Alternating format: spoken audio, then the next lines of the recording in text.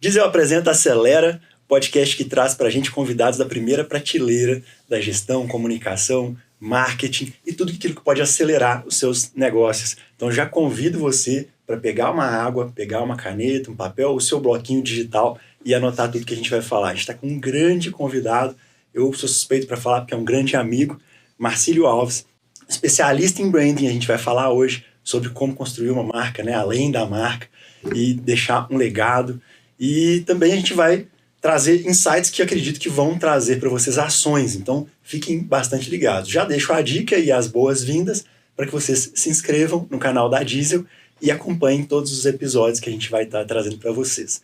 E antes de apresentar o Marcílio, eu quero passar a palavra para minha parceira, co-host e amiga Bárbara Cotrim, que também é especialista na área de branding, e eu queria saber como é que está a sua expectativa, né, para o papo de hoje.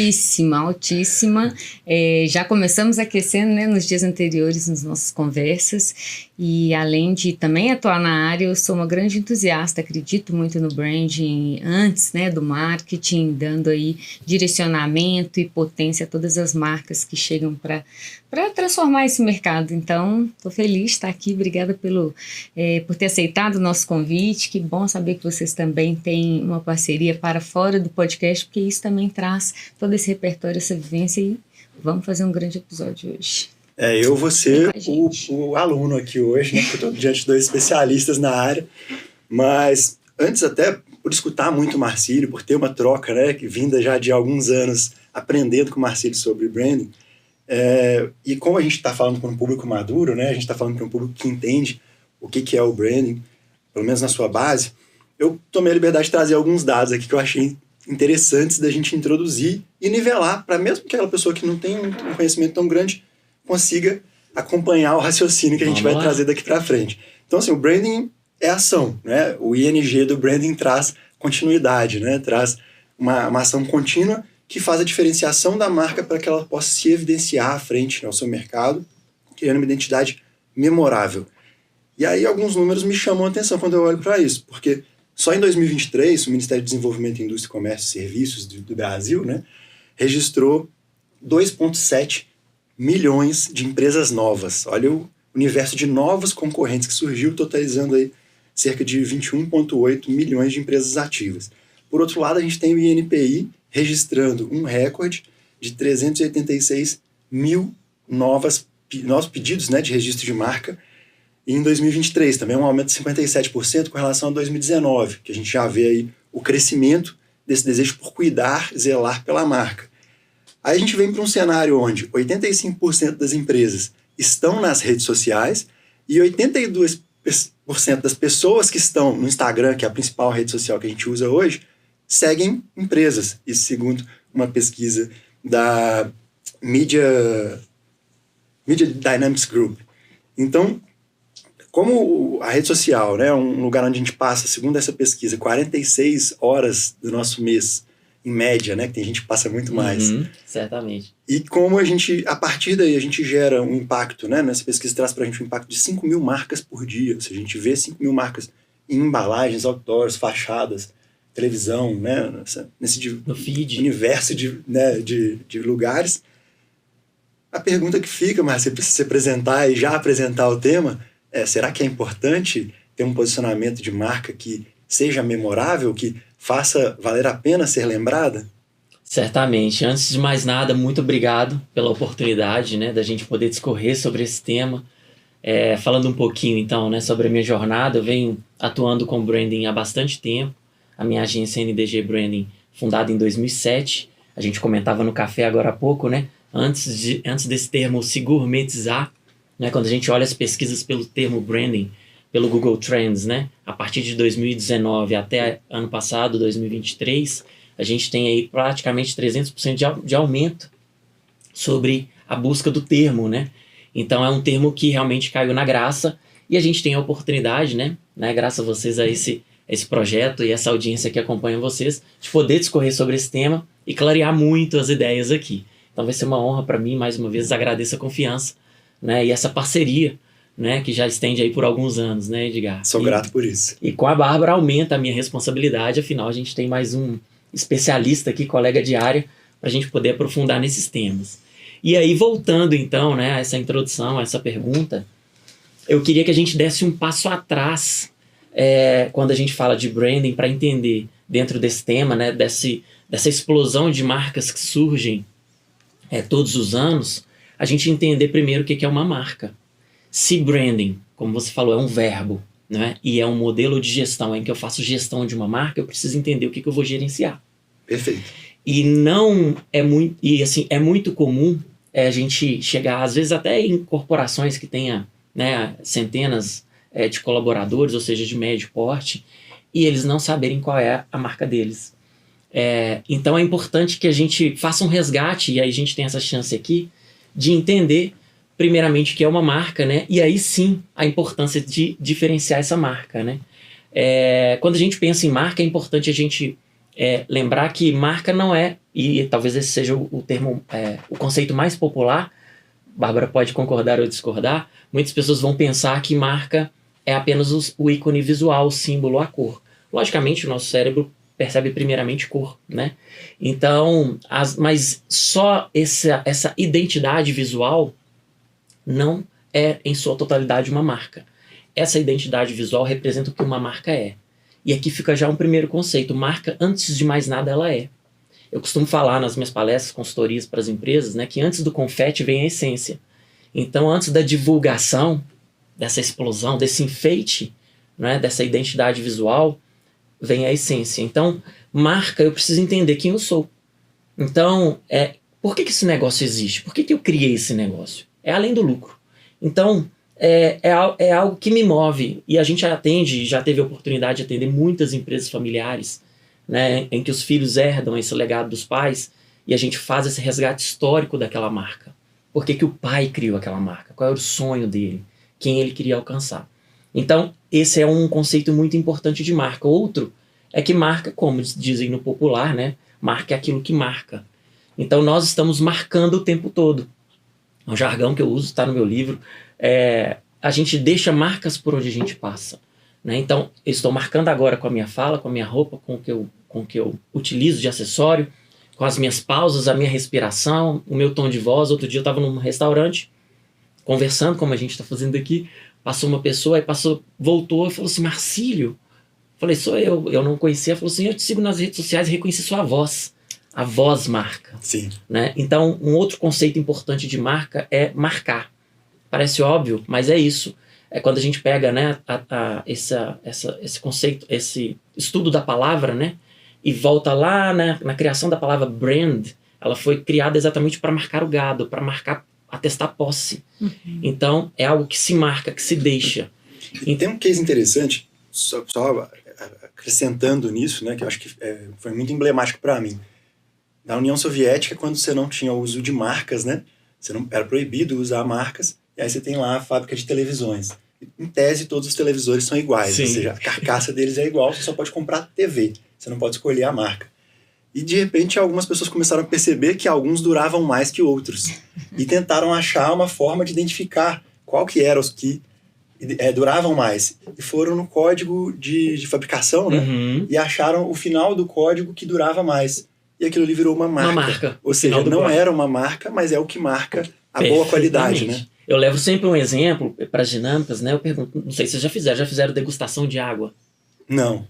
De água, não. Pois é muito comum a gente fazer degustação de vinho, a gente falava sobre isso aqui nos bastidores também, né? Degustação de vinho, azeite. Mas tem uma coisa muito importante dentro desse exemplo para entender o que é uma marca. Eu já tive a oportunidade de atender indústria de água. E fazer degustação de água, e eu convido que vocês façam, convido que a nossa audiência aqui faça, a gente primariamente pensa que água é tudo igual, né? Então, já que é para beber água, por que eu vou pagar R$60 numa marca Voss, por exemplo, né? Ou €1.000, né? Numa Filico japonesa, né? Se a água é tudo igual. Então, a água não é tudo igual. E aí já nasce dentro desse conceito que você coloca, né? De diferenciar, porque tem águas que são mais alcalinas, com pH mais elevado, águas que são mais mineralizadas, algumas águas são mais salinizadas. E para diferenciar essas águas que já são, então eu tenho um tempero, às vezes eu sou mais alcalino, às vezes a Bárbara é mais salinizada. Então, já somos marca, já somos águas diferentes. Para sinalizar, a gente entra com outro conceito de marca, que é a marca visual. E aí, o que o branding faz?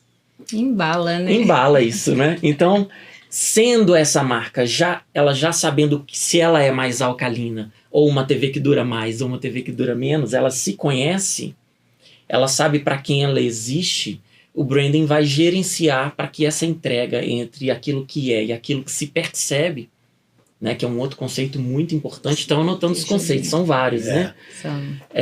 Então, um outro conceito é aquilo que eu falo e aquilo que se percebe do que eu falo. Nessa interseção, existe a marca. Existe a marca. Então, marca não é só aquilo que eu falo que sou. Eu sou uma água salinizada. É aquilo que se percebe. De fato é. Não achei que é. Né? Então, eu sou um bom profissional. Será que é? Quem vai falar é o mercado. Então, nessa interseção, se consolida a marca. E o branding está nessa grande, vou falar assim, nessa grande esfera ali que controla ou que gerencia se essa interseção está dando liga, se aquilo que está sendo emitido está sendo percebido pelo emissor. Eu queria tocar num ponto que eu acho que é muito importante, que é o resgate, né? Muitas marcas que já estão no mercado há muito tempo, muitas vezes têm muita dificuldade de criar um posicionamento que as diferencie não só da concorrência, mas dentro dessa realidade que o Edgar trouxe, de tantas marcas impactando o consumidor em geral, tanto nas redes quanto fora delas, né? No offline. E eu acho que isso é o grande pulo do gato, assim, as marcas realmente olharem para dentro e temos concorrentes que criam o mesmo produto, talvez a mesma solução, a entrega é muito semelhante, mas com identidades diferentes, mas de fato as histórias são diferentes, né? O DNA da marca, de quem fundou, isso tudo engrandece muito a marca e muitas vezes é subutilizado nesse storytelling do branding.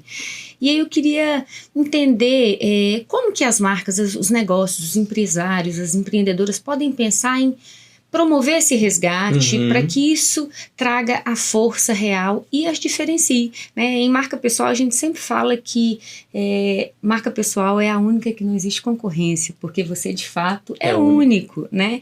Mas eu acredito também que os negócios têm essa particularidade, né? Se você for pegar um tênis, eles oferecem a mesma solução para corrida, mas existe um brand, existe uma essência que vai conectar e que precisa falar qual o público eu quero me conectar. Eu não quero me conectar com todos, mas com aquele público eu quero ser único. E eu acho que eu percebo, né, lidando com o mercado, eu percebo que às vezes os empreendedores têm muita dificuldade em perceber como trazer à tona, para a superfície, todo esse repertório, essa história, esse legado, que eu acho que é o que torna tudo mais diferente. É um ponto muito importante, né, e ajuda essas marcas que nascem todos os dias aí, pode ajudar muitas delas, né. Tem um caminho muito perigoso, que eu sempre converso também com os empresários ou com o board, né, de uma companhia, que é o caminho de se tornar homogêneo. Porque a tendência às vezes dita isso, né? O meu concorrente está fazendo. Eu vi alguém fazer. O outro está fazendo. Então você olha sempre para fora, você esquece de olhar para quem você é. Então, para quem essa marca é? O que eu tenho de potencial? Né? A gente pegando o exemplo da água, qual que é o meu pH? Vou trabalhar esse ponto, né? Não vou trabalhar o ponto dos minerais. Por que é importante também? Exato. Então você olha muito para fora, mas não olha para dentro. Então esse olhar para fora desconstrói quem você é. Porque você começa a ficar igual, a se equiparar demais. E esses dias, né, eu achei brilhante uma frase do nosso colega Arthur Bender, né? Ele coloca que uma das grandes funções do branding é criar diferença entre as marcas. É criar distanciamento.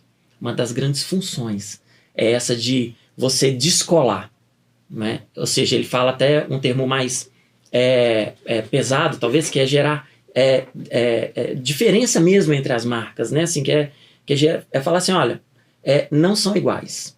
E é realmente sobre isso, né?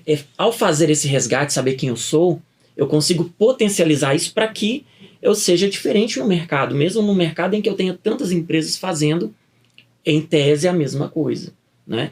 E o branding ajuda a construir quando a gente se conhece, porque aí tem, pelo menos na nossa metodologia de trabalho, que a gente leva as empresas a percorrerem, a gente trabalha 2 pilares de fundamento, que nos fundamentos, né? Nessa etapa dos fundamentos, Uma que é entender quem eu sou e para quem eu existo. Esse para quem eu existo é entender a fundo o problema de quem você resolve, em termos de solução de produto ou serviço, mas entender quem vem com você nessa jornada da história. E é isso que nos faz escolher que tipo de marca a gente utiliza, né, em termos de vestuário, do calçado, como você colocou, né? Eu gosto mais da marca A e não gosto tanto da marca B. Às vezes, de forma tecnológica, as duas estão equiparadas, mas você tem uma queda, um sentimento, você é mais com a história de uma do que da outra.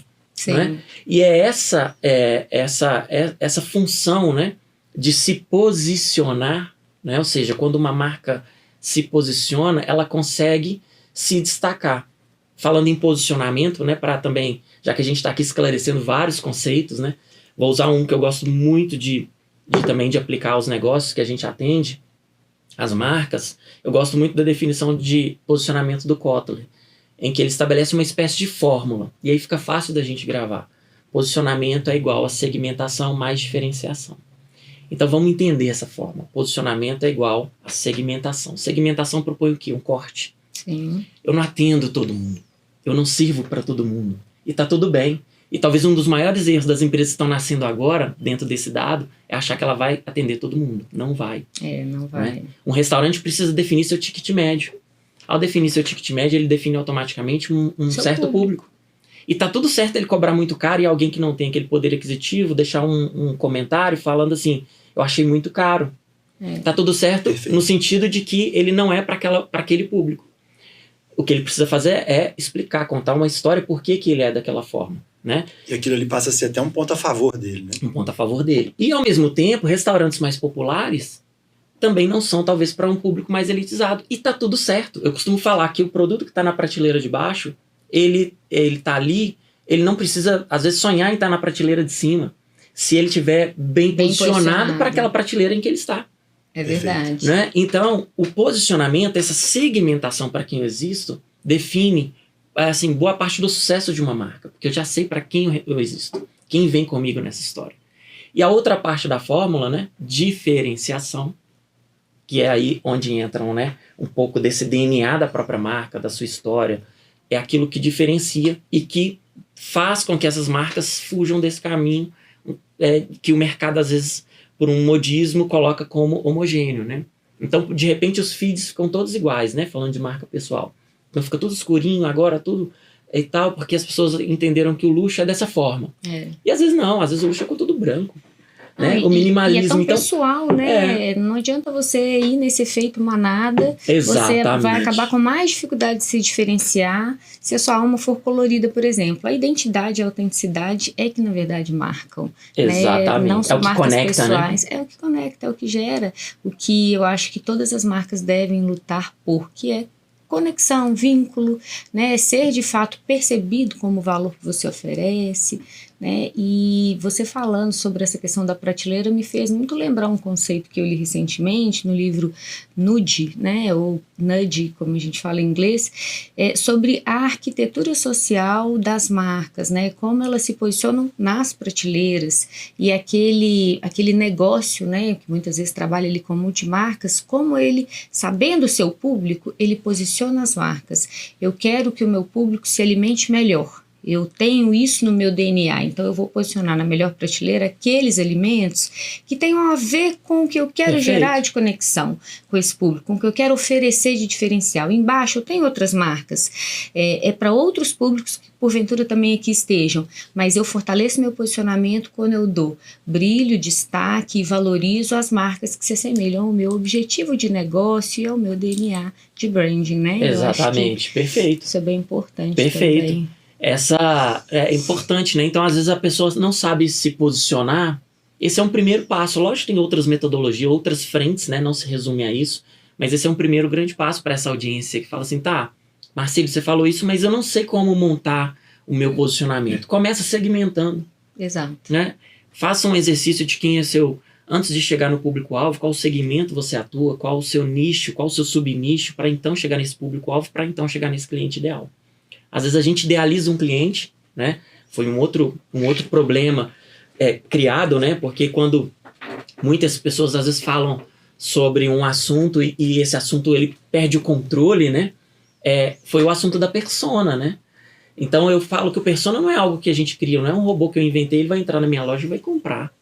O persona é algo que eu descubro, às vezes já é o meu melhor cliente, eu não estou olhando para ele. Agora, o que esse melhor cliente faz? O que ele assiste? O que ele veste? O que ele faz nos fins de semana? Né? Quais locais ele frequenta? Perfilando ali. E aí, eu preciso de ter mais gente como ele. Fica fácil se ele te dar essas pistas, mas eu não olho para dentro, eu olho para fora. Sim. Né? Eu tô querendo o cliente do outro. Né? Então, é muito importante segmentar e se conhecer para se diferenciar, como a Bárbara colocou. Que bacana. Até porque tem um agregado aí que eu queria trazer, que muitas vezes as pessoas pensam que o branding vem antes do marketing, né?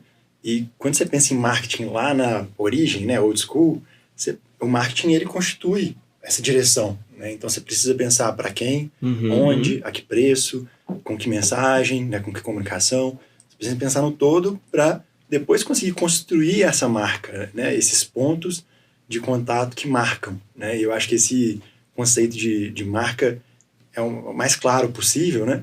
E até um assunto que você fala muito bem, eu queria já passar a bola, talvez, para a gente falar sobre isso, sobre pontos de contato, que eu falo muito que, já usei essa analogia antes, né, Bárbara?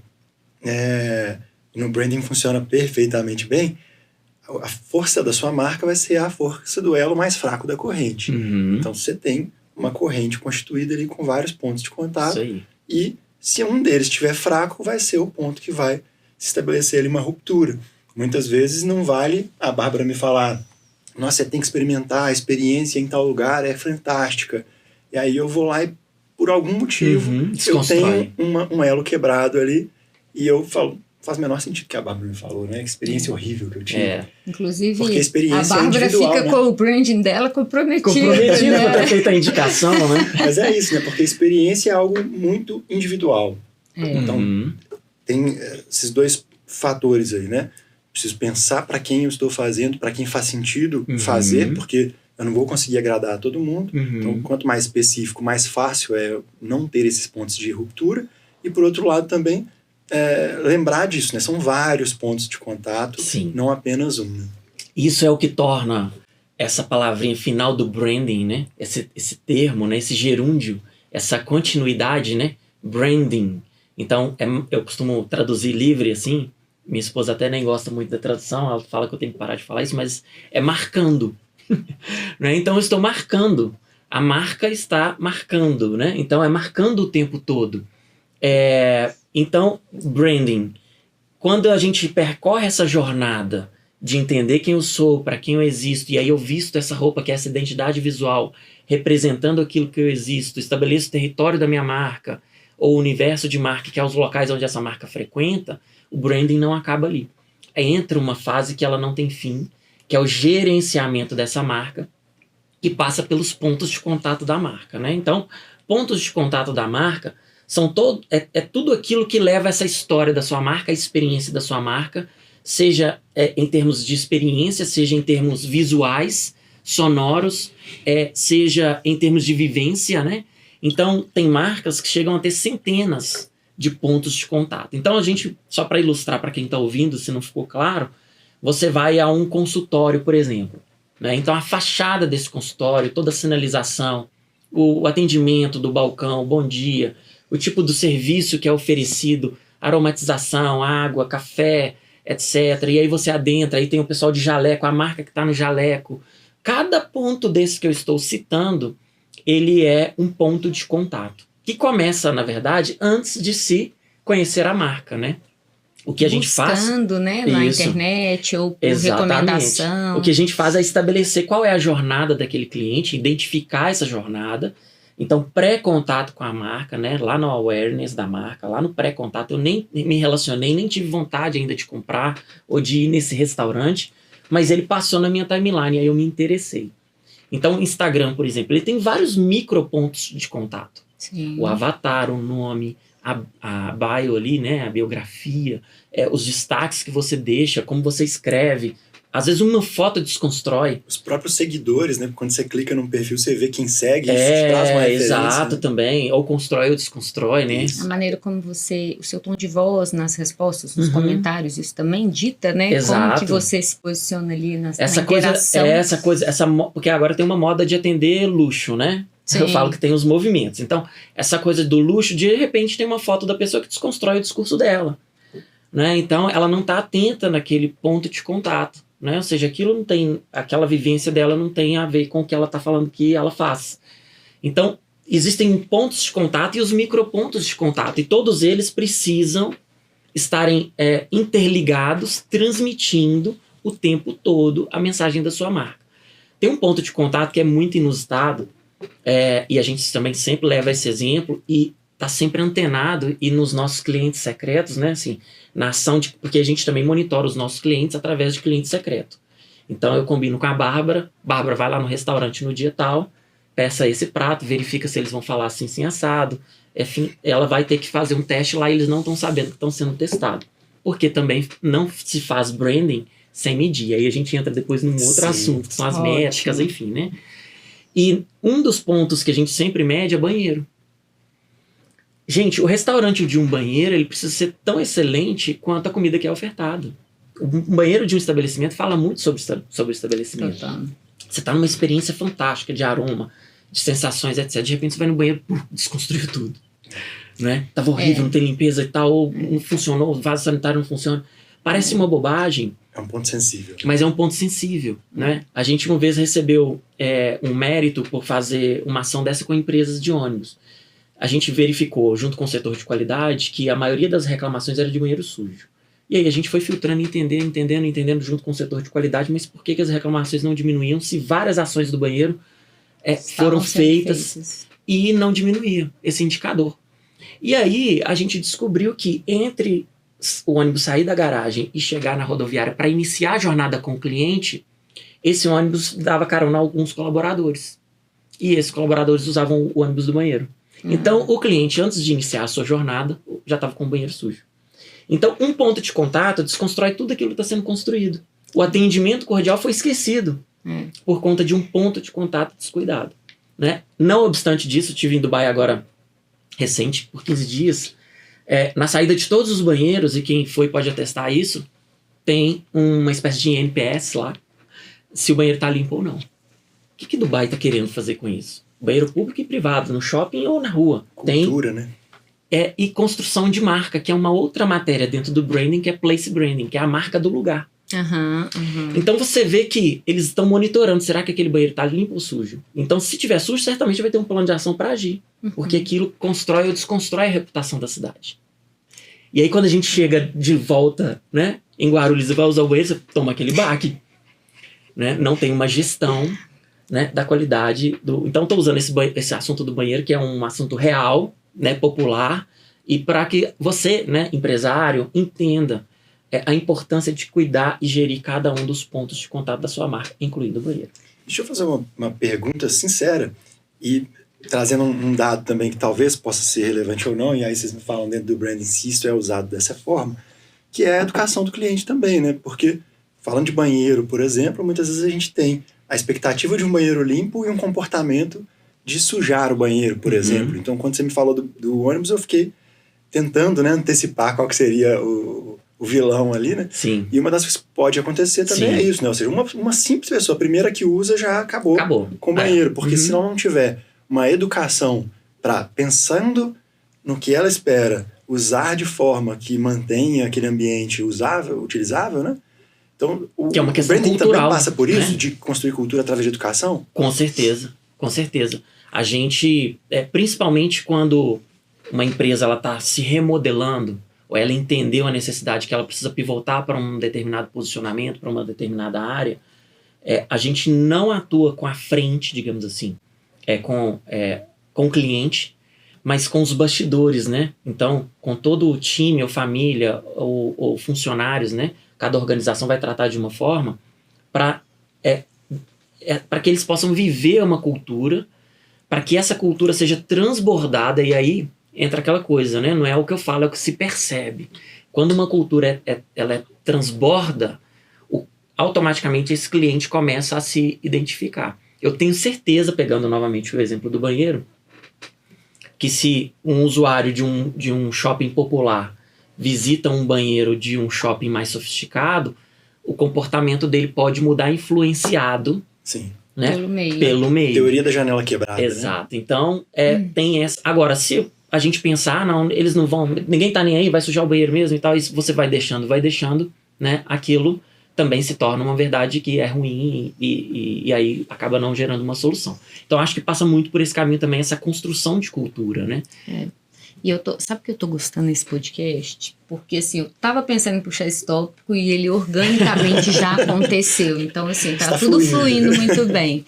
E eu, de fato, acredito que se você quer construir uma marca que faça diferença, você precisa cuidar primeiro das pessoas que traduzem a sua marca em qualquer desses pontos da jornada. Perfeito. Então, é muito mais um endomarketing, né? Uma comunicação interna, uma cultura bastante fortalecida naquele objetivo, na ponta da língua, né? Qual é o objetivo dessa marca?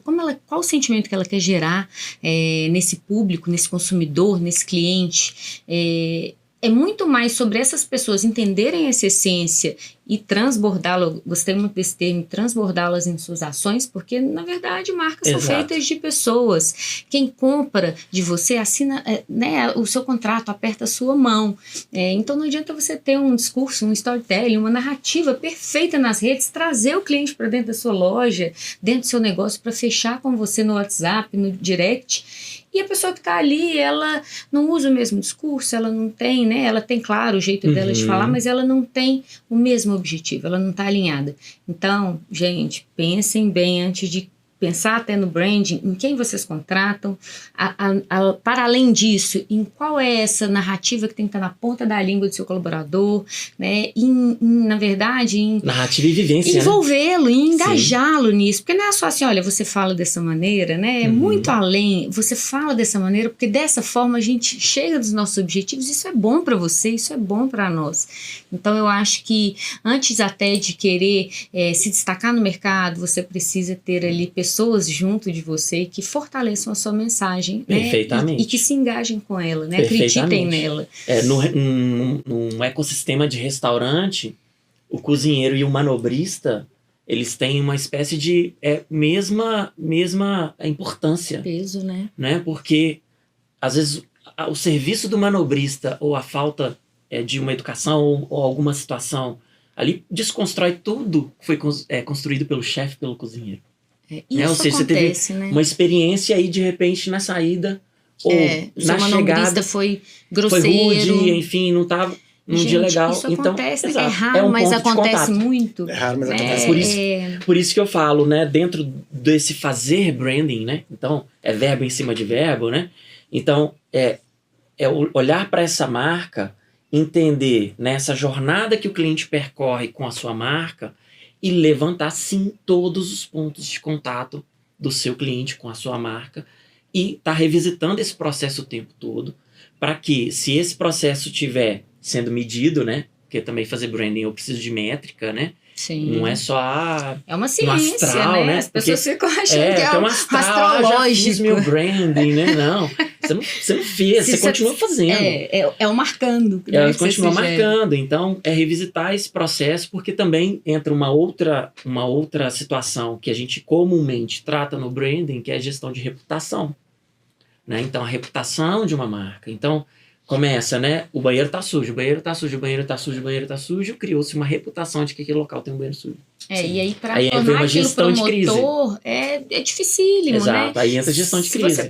Se você tem ali uma reclamação, primeiro, você tem que responder à altura. Segundo, você tem que fazer uma tratativa necessária, real, e tem que medir depois. Melhorou a percepção? Não melhorou? Por que não melhorou? Então, eu acho que a gente entra também nesse tema que você já abriu, que é sobre como você mede o branding e o quão importante é isso. Porque branding sem métricas, sem indicadores, sem objetivos, né, sem metas, inclusive. Olha, eu preciso melhorar meu NPS de 7 para 8. O que eu vou fazer para isso? Exato. Quando chegar a 8, qual é o novo objetivo? Né? Às vezes não é nem só quantitativo, é qualitativo. Eu não preciso melhorar a nota, mas eu preciso melhorar a experiência. Então, eu acho que fazer branding apenas para se destacar é vazio, né? E não gera realmente valor. E às vezes nem vai gerar resultado. Exato. Né? E fica caro, né? Aí não é mais um investimento da marca, é um gasto. Exatamente. Né? O que mais me deixa apaixonado, né, durante toda essa vivência do branding, é a gente se apropriar de várias ciências, né? Então, essa transversalidade, né, de assuntos ali e de apropriação de conhecimentos que vem de outras áreas, né? E aí um conceito, falando sobre isso, um conceito que eu trago da administração é que você não se gerencia o que não se mede e não se mede o que não se gerencia. Né? Então, se a gente está falando de marca, ela precisa ser medida. Né? Então, quais são as métricas da minha marca? Quais são as metas do meu negócio? Quais são as metas de venda? Quais são as metas de awareness, de brand recall? Primeiro, eu preciso estabelecer quais são minhas metas. Eu tenho um restaurante, qual que é a minha média de ocupação? Eu tenho um produto de varejo, de gôndola. Quantas mil ou milhões de unidades eu quero vender? Né? Quanto de faturamento eu quero alcançar? As metas do negócio precisam ser conhecidas dentro de uma estratégia de branding. Então é legal, porque durante a nossa jornada, a gente pega empresas que estão nascendo, mas a gente já atende empresas que têm mais de 100 anos. E essas empresas que têm mais de 100 anos, elas estão em momentos de vida diferentes. Às vezes ela busca, nesse momento, ampliar o awareness dela. Então as métricas para awareness é pré-conhecimento ou conhecimento de uma marca, né? Ela quer tornar essa marca ainda mais notória, conhecida, né? Então as métricas para se medir awareness, por exemplo, são diferentes das métricas para se medir conversão. Né? Então você precisa primeiro metrificar o que vai se medir, porque senão eu não consigo gerenciar. Então estabelece métricas para que você consiga atestar se todos os esforços que estão sendo feitos dentro de uma estratégia de branding, de marketing, estão gerando resultado.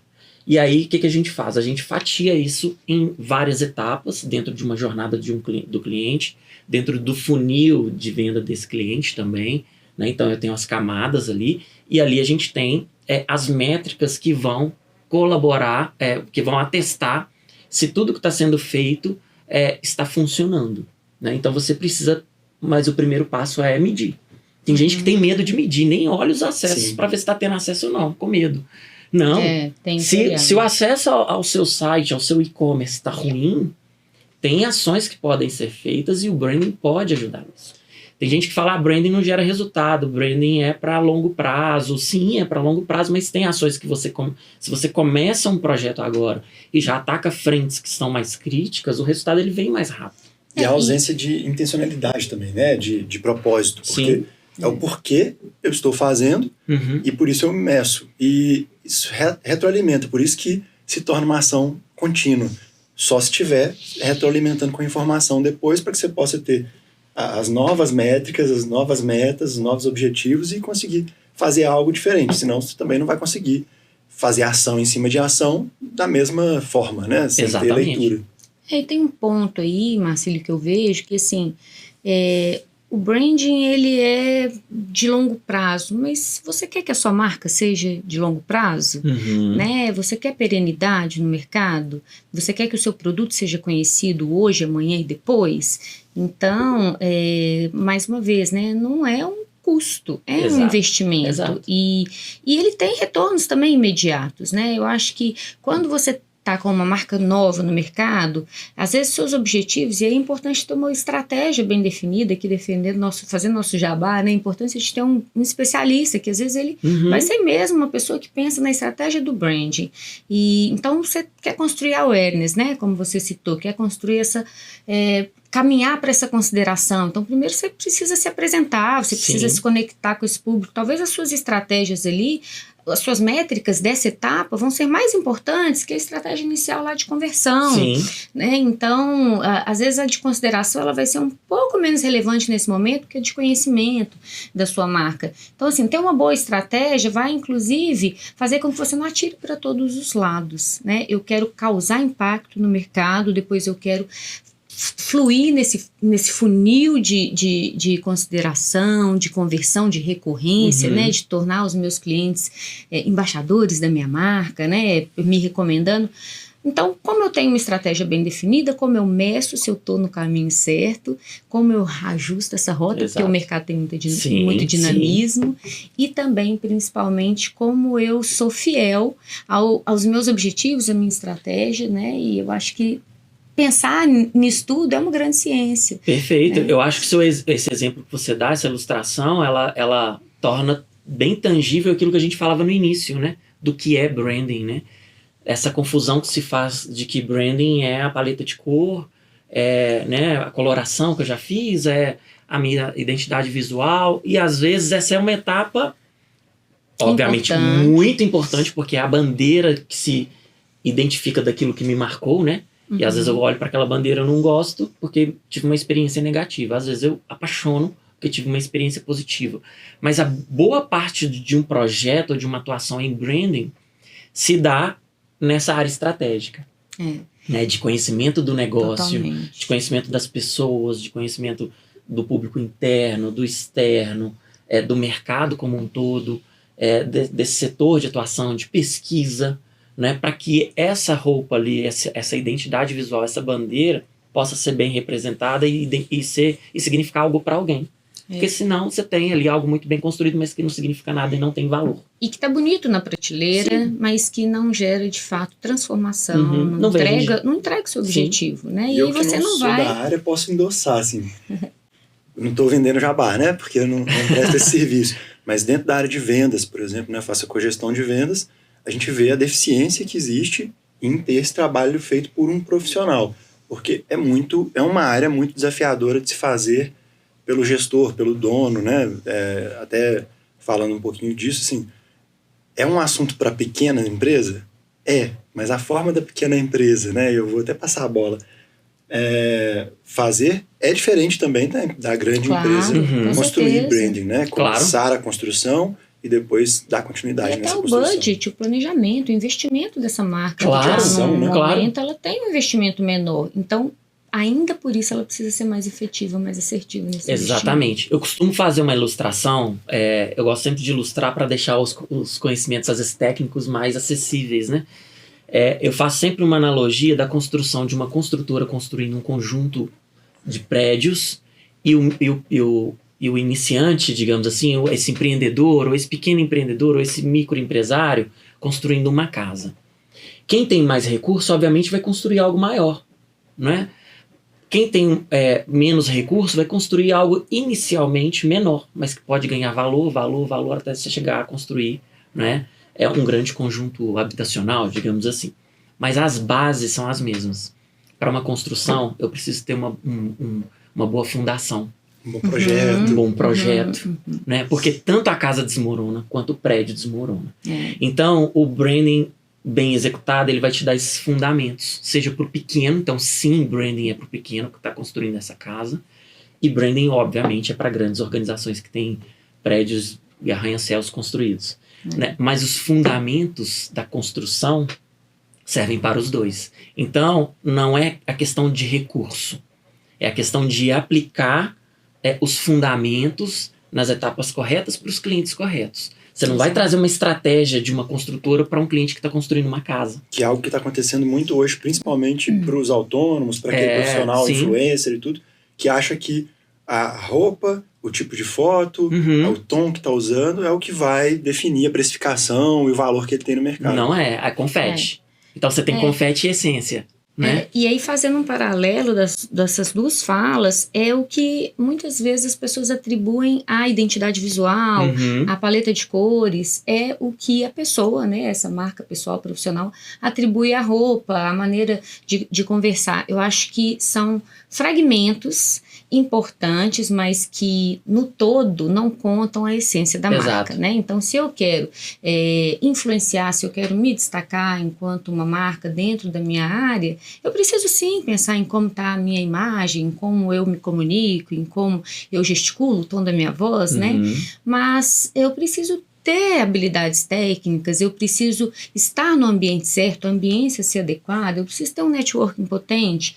Assim, as de marcas... fato valor, entregar aquilo que promete. Né? Eu preciso aprender a falar sobre os meus atributos, né? Eu sou criativa, eu sou, não sei, quais são esses atributos dessa marca pessoal? Eu uso óculos diferentes, eu gosto de um relógio né, marcado, eu gosto de usar um tom só de roupa. Isso tudo vai ganhando, dando contornos a essa marca, ela conta ali um fragmento, um recorte, né? Assim como os construtores, eles precisam pensar nessa embalagem, como vão entregar essas casas ou esses prédios, mas não é só isso, vai muito além, né? Sim. Eu preciso ter ali os meus pontos de contato, né? Desde o WhatsApp, desde a entrega final, a chave, preciso encantar e preciso entregar a mensagem que é o meu diferencial. Exatamente. E a gente volta, né? A gente vai, mas a gente sempre volta nessa construção da marca, né? Que não termina, né?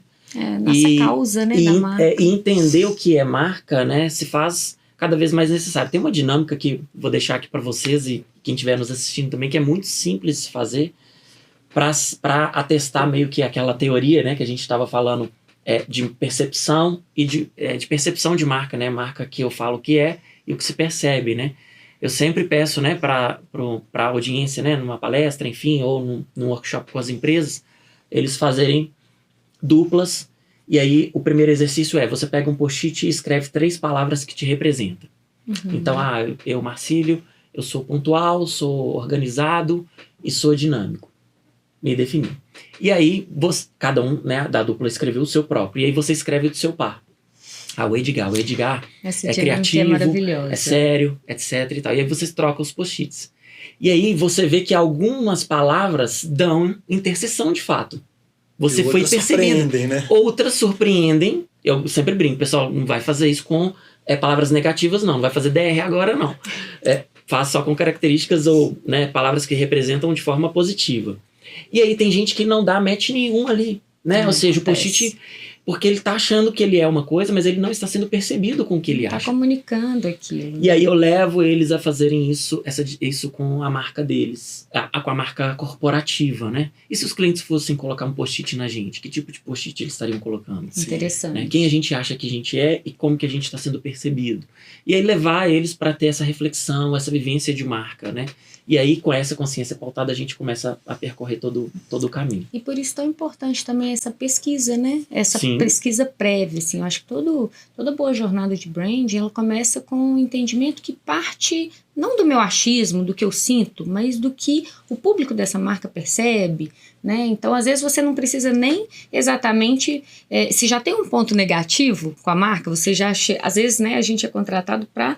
resolver um ponto negativo da marca. Uma gestão de crise que está acontecendo. Você não precisa fazer uma pesquisa, você já tem ali um pré-diagnóstico, mas às vezes é mais amplo, né? E aí você escutar o público final ali, escutar o colaborador, às vezes, é tão importante para você ser mais efetivo e assertivo com as próprias ações, né? E aí a gente falava antes aqui de começar o episódio sobre ser propositivo e sobre também ser preditivo, né? Que é antecipar essa estratégia para você não precisar nem propor, você já sabe que tá ruim, então você precisa prever, né? Que estando ruim, o que eu vou fazer? A gente até deu esse exemplo na Uber uma vez aqui num episódio, né? Você já sabe que a experiência ali dele pedindo, o carro não chegou, foi ruim, então eu vou mandar um voucher. Não espero nem reclamar, né? Porque e o quanto você também economiza. Sim. Mas o ponto é escutar, pesquisar, entender a percepção do mercado sobre aquela marca.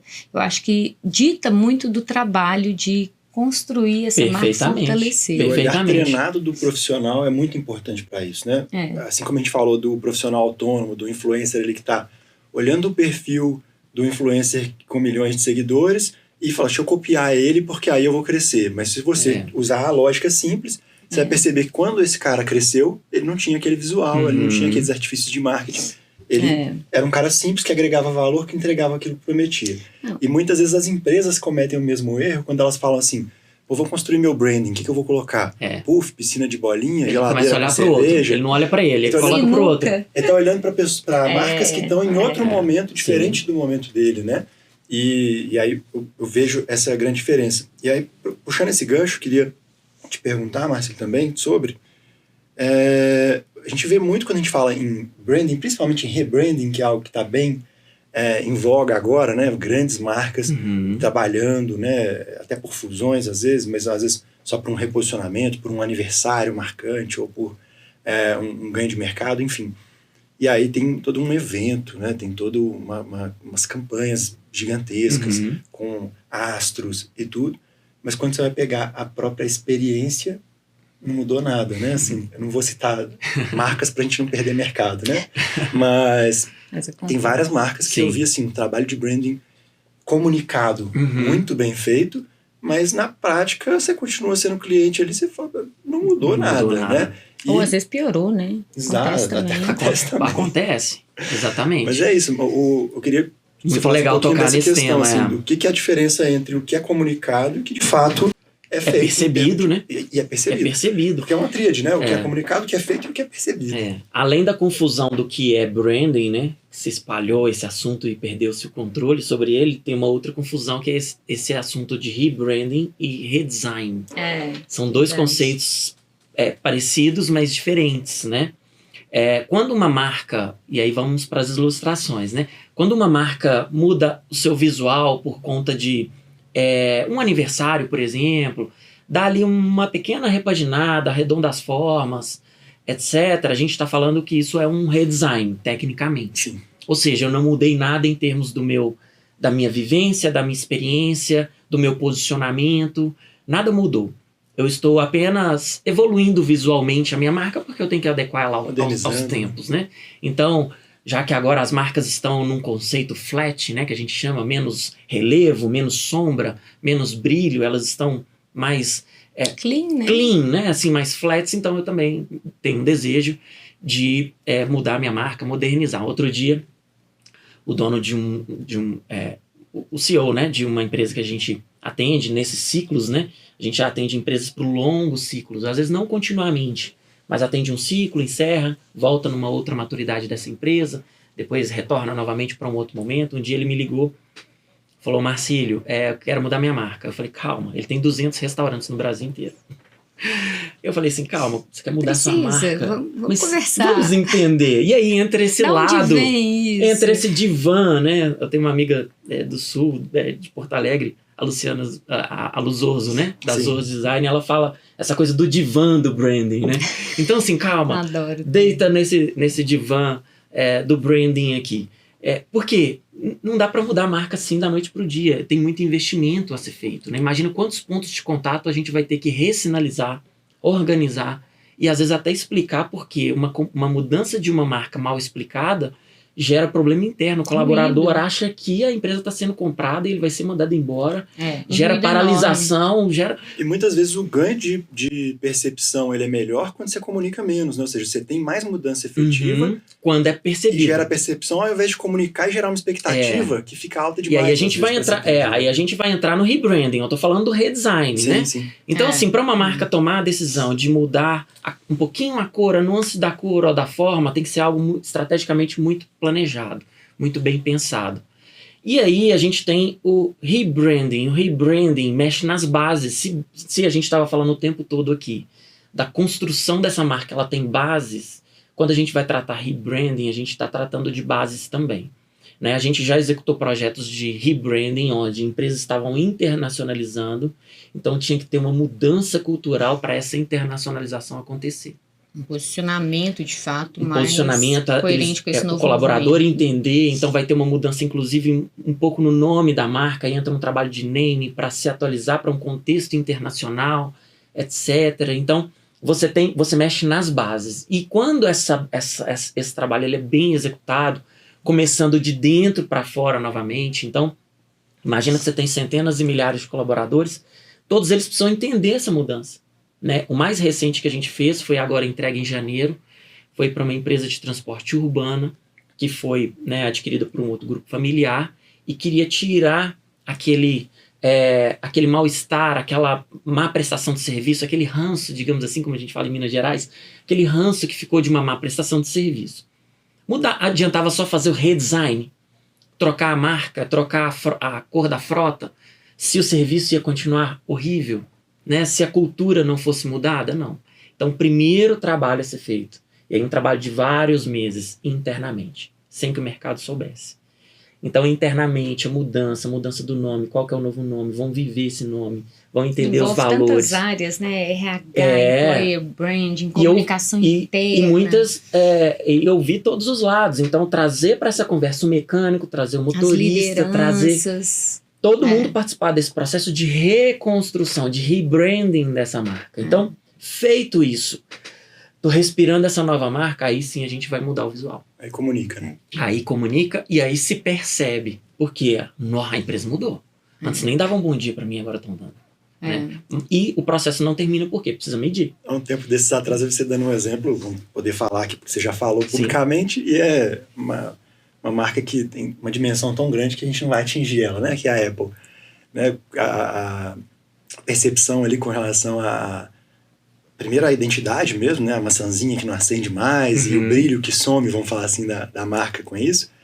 E também da experiência como usuário de, às vezes, tá travando, tá tendo problemas que antes eu não conseguia perceber. E que também, na minha cabeça veio na hora, justamente isso. Também pode vir de uma expectativa que fica cada vez mais alta. Né? Ou seja, claro. Cada vez que sua marca tem um valor maior e o valor está atribuído a um fato, né? De ser diferenciado em termos de marca e de longe você identificar que a pessoa está usando aquela marca, ou de ter uma experiência facilitada e que não tem pontos de atrito ali, né? Como travar um aplicativo, alguma coisa. A partir do momento que isso fica muito reverberado, qualquer coisa que acontece, você já tem uma percepção distorcida. É verdade. Esse caso da Apple, eu acho que eu coloquei nos stories, estava um pouco indignado. eu utilizo Macintosh, né? Nem era Apple, né? Macintosh, então desde quando era bege, né? Nem era cool usar Macintosh, né? Nem era... nem tinha um design tão atraente assim. Aí depois vieram os iMacs, né? Sim. Que tiraram a Apple de quase falir para... Quando o Steve Jobs volta, ele insere os iMacs, né? Aqueles coloridinhos, que são uma coleção de cor de computadores, né? E aí depois, né, com o advento do iPhone, né, se tornou a marca mais valiosa do mundo, né?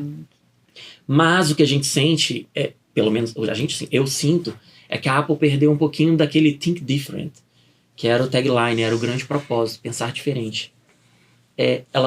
Eu penso que hoje, comercialmente, ainda é uma marca muito valiosa, né? Sou fã, etc., mas ela se nivelou, deixou se nivelar por outros. Tá mais combatendo do que criando. Tá mais combatendo do que criando, ou sendo diferente. E, aliás, tem marcas criando mais diferença em termos tecnológicos do que a própria Apple, né? Então, aí é uma indignação pessoal, assim, né? Mas quem sou eu para falar da marca mais valiosa do mundo? A gente nem tem voz para isso, né? E aí que vai criando o ruído, né? Sim. Que eu acho que vai começando, inclusive, a falar, eu já gostei mais da Apple. Eu conheço profissionais, né, da área de edição de vídeo, enfim, que deixaram de utilizar a Apple, trocou tudo e voltou a usar PC. Né? E está muito mais satisfeito. Né? Então, assim, tem essa...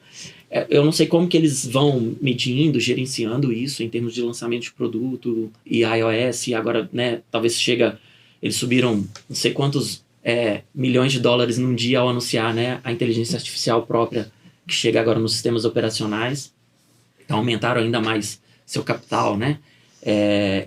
Em termos de valor de marca, em termos de bolsa. Então não sei se aí já vem talvez uma nova... Um reposicionamento.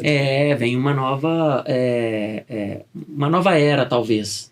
Pode ser que chegue por aí, né? Então menos hardware, mais inteligência, talvez atrelada ao dia a dia. Soft skills, né? Talvez seja isso, e eles querem sair dessa competição da inovação tecnológica em termos de aparelhos, né? Sim.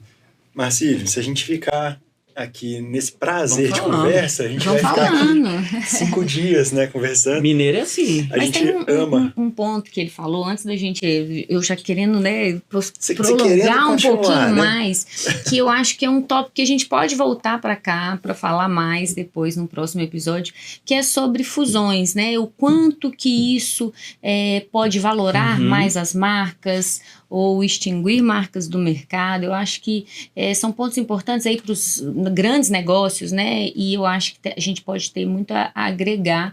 E aqui, indo pertinho aqui de nós, né? Eu trabalhei algum tempo na Hotmart como liderança de comunicação interna e experiência, e eu percebi os grandes desafios das fusões, que são de fato assim, o que a gente precisa preservar e o que a gente quer aproveitar para dar um rebrand nessa percepção de marca, né? E você falando da Apple me trouxe essa lembrança de que às vezes as marcas também têm peculiaridades, né, para comunicar essa fusão no mercado. Então a gente tinha uma peculiaridade muito importante ali na fusão entre Hotmart e ClickPages, que era o quê? Não falar para ninguém antes de contar para o mercado. Mas espera aí, como que você conta para o mercado e não conta para o colaborador? Como que fica esse colaborador que está chegando, que está indo? Vai ser perguntado sobre isso, né? E não vai saber. E como que a gente conta para esses dois clientes, né? O que vai ser? Enfim, tem aí um assunto, vou deixar esse convite. Pontos de contato para a gente nossa, e uma estratégia que extrapola o branding, né? Sim. Eu acho que entra ali em cultura realmente, entra também em relações institucionais, né? Em relações com o governo, como que essas duas regulações se conversam a partir dessa fusão. Muito legal. Mas que impactam o branding, né? Sim. Que tudo impacta ali a percepção dessa marca Hotmart com essa marca ClickPages. Foi uma experiência incrível, mas que ali eu pude entender o valor de você realmente olhar para dentro da marca e falar o que queremos comunicar nesse momento e como vai ser essa ordem. Muito legal. Só para pra gente não explorar esse assunto, vai ficar para um próximo episódio, mas só para não perder, né, a oportunidade aqui de deixar essa mensagem para quem está nos ouvindo e talvez esteja passando por uma situação assim, é importante lembrar que branding não se descola de negócio. Exato. Hora nenhuma, né? Então a gente fala que é gerenciar uma marca que é viva, ela está pulsando. E então a gente já participou de momentos em que essa marca se dividiu, vamos chamar assim, essa célula se dividiu. Então houve ali uma cisão, né? E essa cisão precisa ser bem coordenada para que nenhuma das duas partes possam ter perdas, né, significativas ali, tentar gerenciar ao máximo isso. Ao mesmo tempo também nós já participamos de fusões de empresas que têm aí centenas, milhares de colaboradores, e essa fusão também precisa ser muito bem coordenada. Qual cultura vai prevalecer? Sim. Né? Porque você pode enfrentar muitas resistências, né? E aí entra uma série de assuntos, dá pra gente entrar aqui para essa matéria aqui. Fica esse convite. Uma honra poder falar sobre isso também. Mas antes da gente caminhar pro fim, tem uma pergunta que a gente sempre faz e que aqui a gente pode concatenar tanto para o público que é empreendedor, que é autônomo e que está aí batalhando para construir sua própria marca, né, como negócio, e também para aqueles que são gestores de grandes marcas. Mas a gente gosta de deixar sempre a pergunta do que você... Qual que é a grande chave ou a grande dica que você consegue deixar hoje dentro do contexto que a gente conversou que acelera os negócios de quem está nos ouvindo? Legal. O primeiro ponto é entender marca. A gente falou sobre isso e sem querer ser redundante, mas realmente é o pilar fundamental. Eu não consigo gerenciar minha marca se eu não sei qual é a minha marca. Então é preciso que essa marca se encontre, ela saiba quem ela é. Seja pessoa, né, para marca pessoal, seja negócio. Então, quem é esse negócio? Qual é a marca que esse negócio deixa de fato? A partir desse momento, eu começo a construir a minha gestão de marca. Então, para acelerar um negócio, e aí a gente pode observar aqueles negócios que marcam a gente, estão explodidos, estão dando certo, a gente consegue identificar, puxa, agora eu sei por que eu gosto dessa empresa, porque a marca que ela deixa em mim, na minha vivência, está atrelada a isso ou aquilo, né? Então, descubra qual é a sua marca, esse é o primeiro ponto. E aí, a partir disso, você começa a construção dessa marca, o gerenciamento dessa marca. Show de bola! Eu quero aproveitar para quem está aí cheio de insights, já cheio de ideias para trabalhar agora, né, a marca da sua empresa, do negócio onde atua, para também seguir um pouco mais, né, do conteúdo do Marcílio. Então, Marcílio, já te agradeço pela participação de hoje e deixe seus contatos aí para que o pessoal possa se alimentar um pouco mais, né, de branding. É uma honra poder continuar essa conversa em outros canais, né? Eu estou presente aí praticamente todas as redes sociais com @MarcílioAlves. Se colocar Marcílio Alves no Google também me encontra, e no marcilioalves.com.br para um contato um pouquinho mais formal. Show de bola, Bárbara. Obrigado pela companhia também. Gente, né? Foi um prazer foi uma roda de conversa sobre marcas, mas que extrapolou, né? A gente falou aqui sobre negócios, falamos sobre relacionamentos, falamos também sobre marca pessoal, como essas marcas se relacionam com o mercado. Foi foi uma aula também para mim, enquanto entusiasta desse mercado, e que acredito que ele de fato faz diferença. Que honra. Eu acho que a gente só aprende cada vez que a gente fala mais, né, sobre esse tema, e tem a oportunidade de ter colegas também que atuam na área para fazer essas trocas. Obrigado pelo convite mais uma vez. Para mim também foi uma aula. Foi? Demais. Então, ótimo. Eu vou ter que assistir para anotar, né? Mas queria convidar também você que está assistindo a seguir, né? A se inscrever aqui no canal, acompanhar os outros vídeos. A gente teve, inclusive, um último episódio que vai estar disponível para você, falando um pouquinho sobre persona. Foi uma conversa bem interessante também. Inbound marketing. E acompanhe a gente também nos canais no Instagram, e para que você possa estar mais próximo de mim, da Bárbara e da Diesel, para aprender um pouco mais com esses produtos de primeira prateleira da comunicação, do marketing, da gestão que a gente está trazendo aqui. E deixem sugestões, né, de quem mais vocês gostariam de ver aqui junto nessa mesa. Marcílio também, por favor, traga contribuições nesse sentido, porque a ideia é que a gente possa, de fato, gerar bons insights e apoiá-los, né, a acelerar os negócios. É isso aí, até a próxima. Até a próxima.